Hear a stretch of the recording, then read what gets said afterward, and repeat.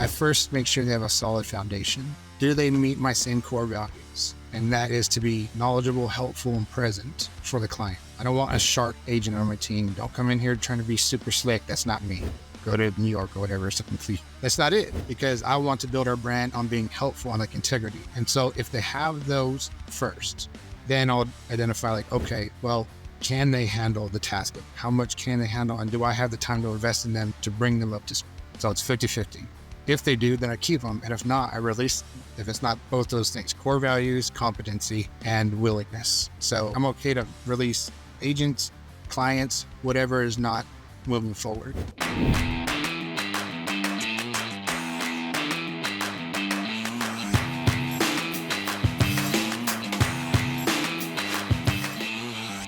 You are listening to the number one real estate podcast in the world, where we talk with real estate professionals all across North America, but their wins, losses, lessons, stories help you win in your local market today. My name's Cody from Sharon Street, joined with Vikram Deol of the Real Estate Sales Academy. I'm in a Starbucks back in Canada, Mr. Starbucks, Vikram. bro? Out of all the places you couldn't go to like a local coffee shop? This is the local coffee shop. I'm in a small town with my parents. There's like, the population's like 45,000, I think. This is my old stomping grounds when I used to live here. What's the name? Where are you at, Cody? I'm at Starbucks. Starbucks in what city? Chatham, Ontario. I'm gonna pull it flat on here. Pull it up. Yeah. It's by no means a metropolis. Oh, there's Crow City Coffee. There's Lavender. Oh wow, man. Okay, he's throwing me under the bus massively. That's okay. No, just go support the big guys. I'm just fucking with you, man. Last week was awesome. Last week was awesome, man. I can't talk about Starbucks. Last week was awesome. Yeah, we hosted our first event. Mr. Sharon Srivatsa came in. He, dropped some knowledge. You dropped some knowledge. We did a panel with Sharon. I had people coming up to me. Yeah, man. I had people coming up to me afterwards saying, hey, you could have charged 5 times the amount for that event. We gathered 60 agents all across the country, some clients, some new friends. Money aside, why could we have charged? Like, why do people say that the value we gave was 5x more than what they paid? Yeah, we went deep. We didn't hold anything back. From attraction strategies to strategies around NAR settlement. There was about 25 people that got a lunch and learn with Sharon. People said that they left with tactical things that they could actually go and action right away. And it's not we to focus on one thing. We chatted about expires, we chatted about mailers, we chatted about lead gen online strategy, talked about open houses, the skill sets, open houses. Like we really needed a full 2 to 3 days, and we compact it all into one day. And I think my talk was 97 hours that I tried to compact into. With everything, end of the day, everything goes long. I'm like, that was a 3 to 5 hour talk that I got less than 30 minutes. I got on stage and Tammy's like, 10 minutes. I'm like, 10 minutes. I haven't even finished my opener yet. Oh, it's so good. Yeah. It was badass. So, hey, you guys, Cody's doing what Cody does. He's packaging it up. You definitely want to watch the replay of it. It is 8 hours, but it's really like 90,000 hours of content. When we were talking with Sharon, I said, hey, Sharon, what was one of the reasons why you decided to come to this event? He said, because I'm no longer speaking at events where I can't help give people an actionable upgrade. He said, so I'm only going to events where they're what we call an upgrade event, which leaves you with something that you can take away. So like whether they learned something from you about YouTube or they learned how to go from a conversation to a DM, it's an actionable item, and actionable items get people to the next step. And so if it's not an upgrade event, there's really just no reason to go to those events in 2024 for a lot of people and team leads. And we had people in the room doing 50, 60, 70, 80 million, 100. We had the guys in the back, Jose, Jeffrey. Yeah. They're going to do almost $1 billion, probably close to $750 million this year. And you know what the funny thing is, homie? And Jason, probably our guest, he'll probably attest to it. The people that do the most take the most notes.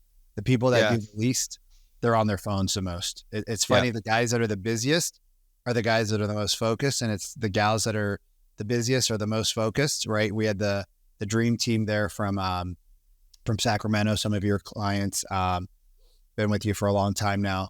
I guess our clients, but it still feels weird saying that. They flew in from Sacramento, and man, dude, I think they went through 4 pens. Yeah. Right. So the people that do the most take the most notes. The people that don't do the most are the ones that are always distracted. But super sick event. There's going to be a link below where you can grab the replay. I believe Cody's doing Cody's magic, and he'll have a page down there where you can grab it if it's something that you're interested in. Well, speaking of taking notes, I think it's a good opportunity to intro our guests. I think whenever somebody is doing something really cool in the space, whether it be with the Spanish-speaking market, we've had people doing things, and specifically our guest today is doing some really cool things in the Hispanic market, and somebody that not only runs a production team but also has a referral network in the state of Tennessee. And state, baby. Yeah, exactly. My home state, Nashville, Tennessee. Memphis. Nobody knows Memphis. Born in Memphis. Okay, well now we know. But we got Mr. Jason Galaz here with us today on the podcast. Jason, why don't you give us kind of a 30-second, 60-second Cliff Notes version on like who you are, and then we'll hop into kind of the tactics so we can give people actionable insights today, so that they could, whether they're driving. If you're driving, don't take notes. if you're driving today, I give you the out to not take notes. But Jason, give us 60 seconds of who you are and what you do. If you're driving, take voice to text notes. My name's Jason Galaz. I'm a realtor and team lead in Tennessee. I spent 15 years in the music industry, where I own and host music festivals in the U.S., Europe, and now in Argentina. I've taken that skill set and put it into community building and real estate. And so now I have almost 2 million Facebook followers that we push into the real estate community and support other agents with their listings. And you're also doing something pretty cool with your app, because a lot of people don't know this, but the Hispanic market by 2030 is going to be, is it 2030 or is it, I think it's 2030 is going to be 50 to 70% of the first-time home buyers. And they're also the most preyed upon as well, from what you were telling us when it comes to fraud and misinformation. So you have a pretty cool app that you're building and constantly updating as well. That's right. So I actually launched 2 home search apps, findahome.com in English, Busca tu casa in Spanish. That second one is the first and only Spanish home search site in the market in the U.S., which is just absurd, because there's 336 roughly, Americans, about 336 million, and about 65 million are Hispanic, yet there's not equal access to the home buying process. It doesn't make sense. And, I don't have big Zillow budgets, but I do have a passion for helping folks. And so we just created our own, and now it's both are live in 13 states, and we plan to grow with it. And today, actually, we just launched a feature where not only can someone search for homes in English or Spanish, but you can now search for agents. And so just today, we started inviting agents. Both will work, but the Spanish one will have a lot more relevance, because it will be the only place on the internet where you could go, where any Spanish-speaking realtor can upload themselves, identify themselves as a Spanish-speaking realtor, and then become searchable. So if I come to the site and I want to buy a home, and I want to make sure I have a Spanish-speaking realtor, or I want to have options for more than one, they'll be able to log in, like Nashville, Tennessee, Los Angeles, California, Miami, and that's huge. That's huge. I know like Zillow has, a lot of, you can search by language. Obviously there's other platforms that search by language, but I think there's a huge opportunity that you're tapping into, not just for your own team, right? Because you have a team of about 10 agents in the Tennessee area, but you also have a lot of referrals, and you're giving access to a community that is huge, and it's also hugely underserved. Right. So when I created both those apps, there's an obvious business advantage to having the first home search. And let me just say, you can click a little Spain flag on some websites and get like a Google widget type translation, but it's goofy. It's goofy. So we have like we both live in Medellin, Colombia. Let me tell you, It's goofy, bro. Goofy. I'm like, I'm in Spanish class. So I'm like, that doesn't even translate remotely. Like, Does it who make sense? wrote this crap? Yeah, our first version actually had like it kept translating like the names of cities. It's like, well, no, we don't call Pigeon Forge, like, whatever. Yeah. You- That's too funny. Let's say I'm on Zillow or something, and I do click that flag, and I figure out how to find a home, and then I click on a realtor. What are the odds that person speaks Spanish? Oh, very low. Yeah. I live in Colombia, and my Spanish is pretty crappy. You actually have employees down there in Colombia too that help us with this in Bogota. Okay. And so what we've done is, like, since we're new to market, it's only been a year since we've launched it. What we learned immediately is, I'm in Tennessee. That's not a huge population here. It's growing quite a bit with the housing boom, which is awesome, which means our food's getting more diverse. Thank God. Hey, bro. Hey, you don't like barbecue? You don't like barbecue? once a week, maybe, but I'm not. You want some tacos, like some carne asada, and some. Yeah. Hey, there's no good food in Colombia. I can tell you, Medellin is not known for its food. Known for other things. Food is definitely. Well, I've been in Tennessee, but so what we learned is, like, even just identifying ourselves as, like, just becoming the name, the brand for this. A lot of other brokers, they might get someone who comes in their office, or it's a cousin of someone, and they don't know how to help them. They have no agents on their team that speak Spanish, or no IDX feed, no lenders. And they just throw them to us. Like, can you help them? Yeah, sure. Let's pivot this real quick because, I think what you've done, and I'm a big believer of cross-pollination of industries, right? So a lot of realtors will only go to real estate related events. Yeah. They only talk to real estate agents about sales processes. They only talk to real estate agents about what they're doing with marketing. And so what you see is this, I call it an incestual, like, just, it's like, it started working from the outside and you just see the cloud just coming in. I wish you could see my hands. You see the cloud coming in and the whole internet just gets like smoked out with the same, rates dropped this week. Everybody posted about rates dropping. And I asked four people, I'm like, did anybody actually reach out to you about this? They're like, no, but a lot of realtors shared it. You guys are copying the same stuff and you don't even know if it works or not. But I can tell you, here's what the consumer says. I don't care, because it's a stagnant image that nobody cares about. But I'm a big believer in cross-pollination. I was at my buddy's event this weekend, and he runs a coaching program for mechanic shops around North America. He's got 2,000 clients, and it was mind-blowing. Okay. Right? Mind-blowing. Like, I was shocked. I thought I was going to walk into like a grease trap, and it was the most awesome event. Like, it was wild, right? How have you taken your experience in like this? Because I have a friend that also does music festivals in Guatemala, and he has the biggest ones there, and he's now got like a huge following, and now he's doing other businesses. How are you able to take your fame in another industry and then use that to leverage what you're doing for you, your team, your referral partners? Like, how are you able to build that brand? 2 million people on Facebook's not a small feat.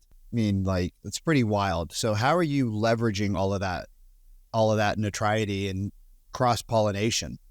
Yeah, that's a great question. And I speak to that at events sometimes a little bit. Not that I'm a great public speaker, but I'm huge on the concept of guerrilla marketing, right? Now, I did not grow up wealthy, and I grew up in Southern California during a time where there was like a DIY independent music scene explosion, whether it be punk rock or house music or hip hop or whatever it may be. And I loved all of that stuff. And, here I am, like a 18-year-old kid trying to host some like underground party. Well, how do you do that? You have no resources. You have no experience. You have no money. You have to get out there. You have to build your brand. You don't call it a brand. You have to like get known. You have to convince people it's the coolest thing they need to do.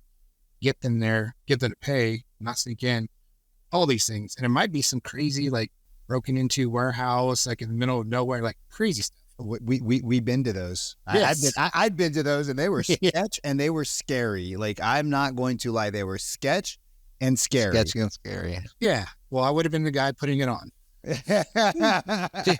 Me and my friend. It's always some Mexican guy in the back too, just looking at you with all of his friends. You're like, am I gonna die tonight? Like, I'm wearing a Tommy Hilfiger shirt. Right? This is a bad move. Red or blue. Yeah.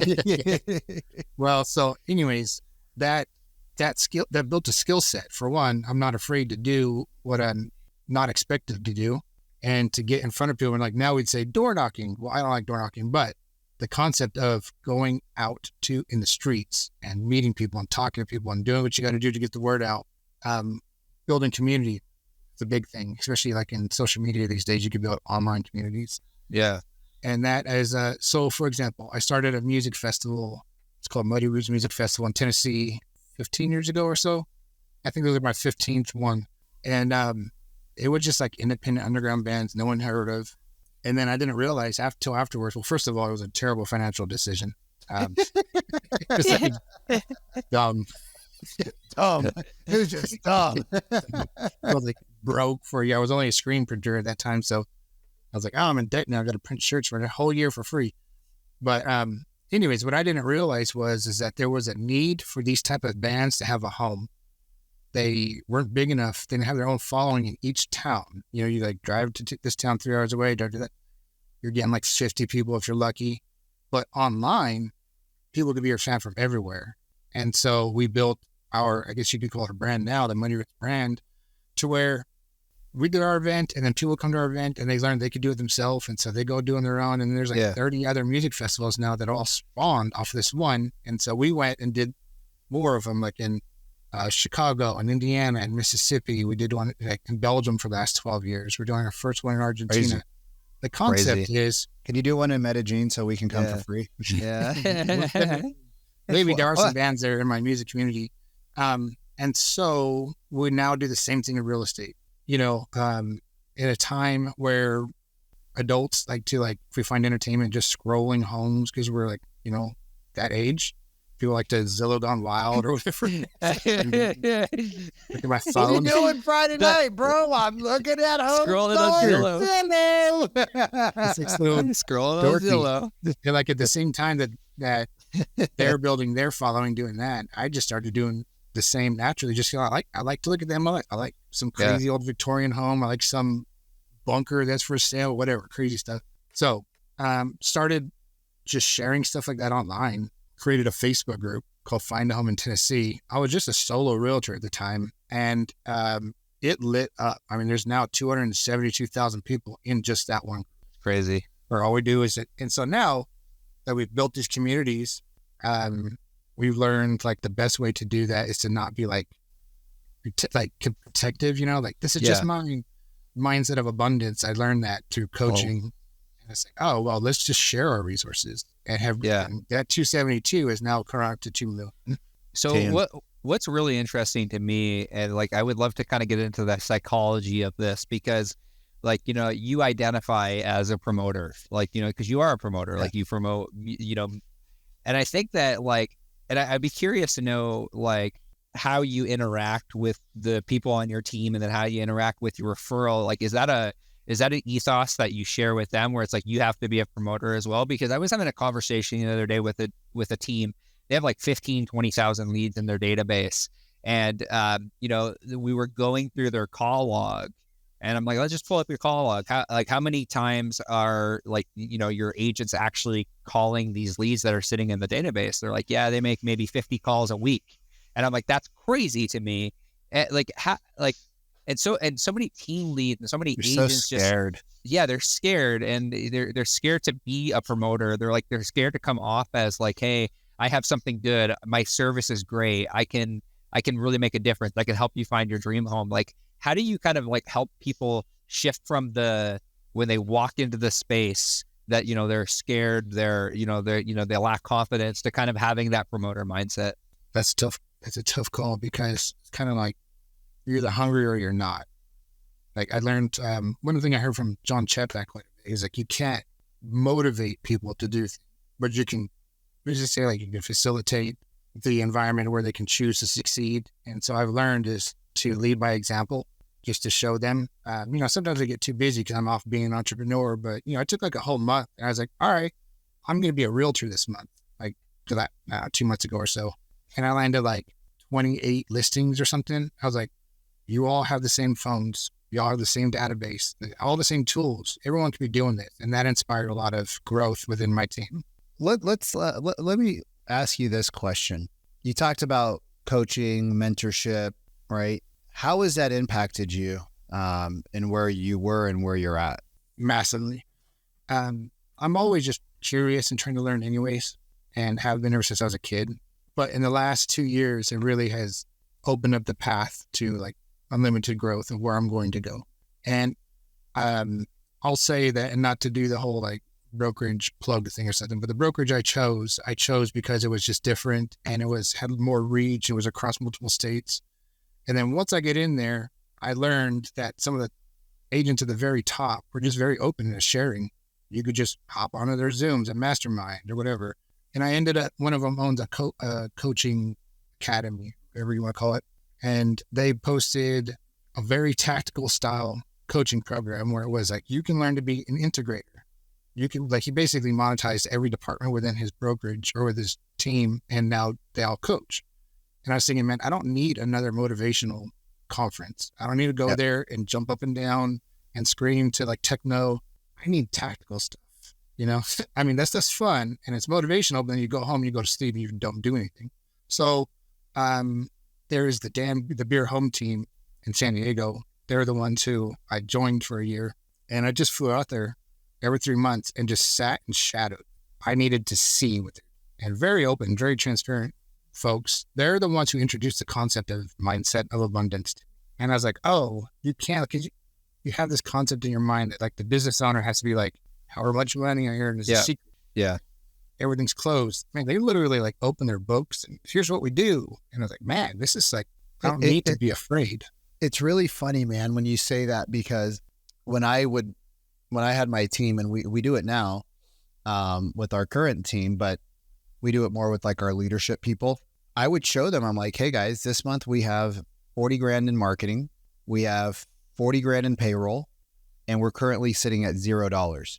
So like, next time you want to ask me for a split, like, yeah, dude, I am all about giving you more money, but just show me why I should be giving you more money. Because like, what are you bringing in? What are you doing to monetize? What are you doing to help? What are you doing to grow? What are you doing to, other than you being focused on yourself, what are you doing to make everybody around you better? Because here's what the company's doing for you.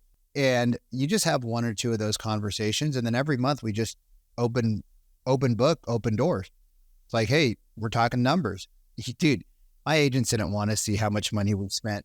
Like when we started talking numbers, you know what they did? They put their headsets on. They had these like badass Jabra wireless back like 2015, these fucking $200 wireless Jabras.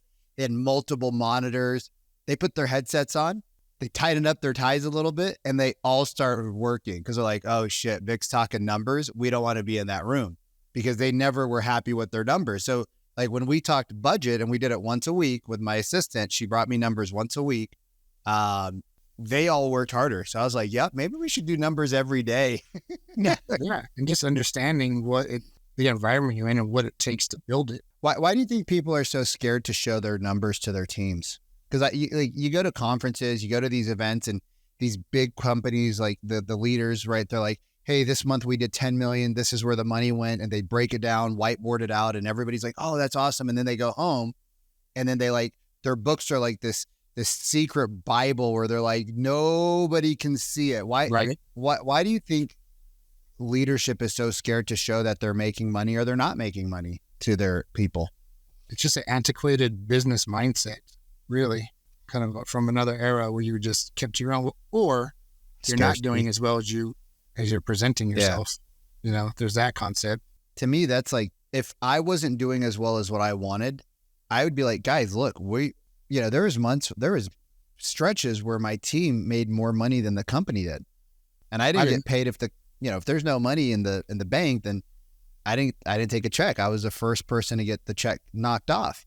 Yeah, but like, I had that conversation over winter because it was like such a slow market, from like Christmas on, interest rates and holidays, and now it's freezing cold and all that crap.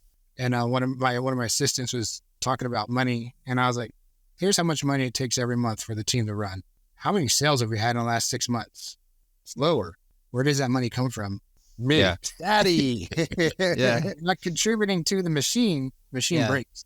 What does that conversation look like? Because I think there's a lot of, there's a lot of agents out there that, want to build teams, or there's a lot of agents out there. And you see this in Facebook groups. People will say, like, I had a team, I shut the team down, and, I created a more leveraged model. That's like a big thing I'm seeing in Facebook groups right now. But like me and I had a Voxer exchange this morning with Sharon, and like there's this like weird like dichotomy in real estate that's happening right now, where it's like everyone's talking about like the lean and mean, or the lean and high profit team, which is great. But me and Sharon were talking about this today. You're never going to create something extremely substantial without people. Like you're not going to do it. It's people and processes that ultimately drive the large result. So with you having like a 8-9 person team, and especially with like now you have your app, like how do you have these conversations with people that are possibly underperforming on the team, or maybe they haven't quite seen their capability yet? Like what do those conversations look like on like a weekly, monthly, quarterly basis in order to like get them to drive results for themselves and for their own family? With me, I first make sure they have a solid foundation. Do they meet my same core values? And that is to be knowledgeable, helpful, and present for the client. I don't want a shark agent on my team. Don't come in here trying to be super slick. That's not me. Go to New York or whatever, something cliche. But that's not it, because I want to build our brand on being helpful and like integrity. And so if they have those first, then I'll identify like, okay, well, can they handle the task of how much can they handle? And do I have the time to invest in them to bring them up to speed? So it's 50-50. If they do, then I keep them. And if not, I release them. If it's not both those things, core values, competency, and willingness. So I'm okay to release agents, clients, whatever is not moving forward. Once they do, then I show them how and check in.